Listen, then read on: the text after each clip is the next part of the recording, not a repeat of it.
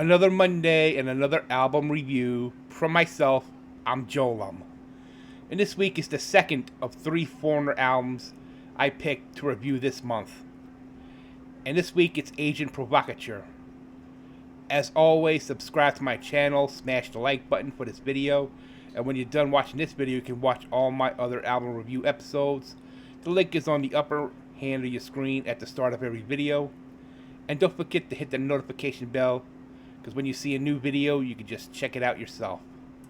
Agent Provocateur is Foreigner's 5th studio record, and the follow-up to the highly successful Foreigner 4. Released on December 14th, 1984, it's the only Foreigner album to reach number 1 in the UK, while cracking the top 5 in the US.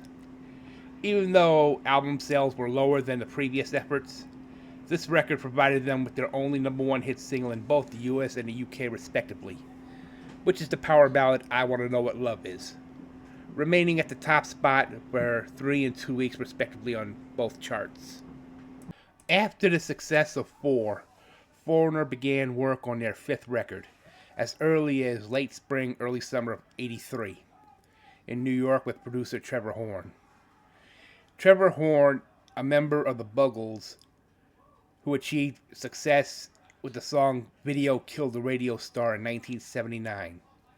By 1981, he became a full-time producer working on successful songs and albums, best known for producing Frankie Goes to Hollywood's first single, Relax. That song became a huge hit single in both the UK and the US in 1983.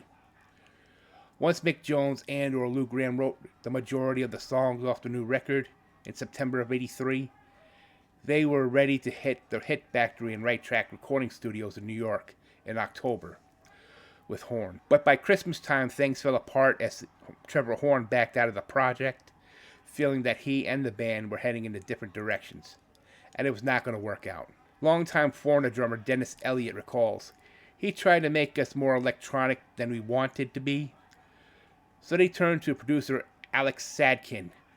He had just got done producing the Thompson Twins' Into the Gap album, which was released in 1984. His efforts was helpful enough to rekindle the project, as the album was close to total collapse. Thankfully, it turned out better than expected."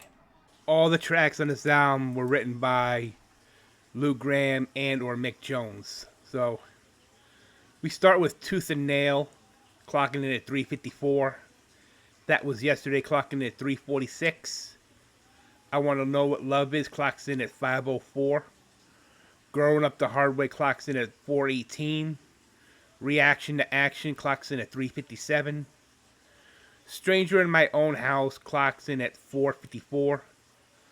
A Love in Vain clocks in at 4:12. Down on Love clocks in at 4:08. Two Different Worlds clocks in at 4:28. And She's Too Tough clocks in at 3:07.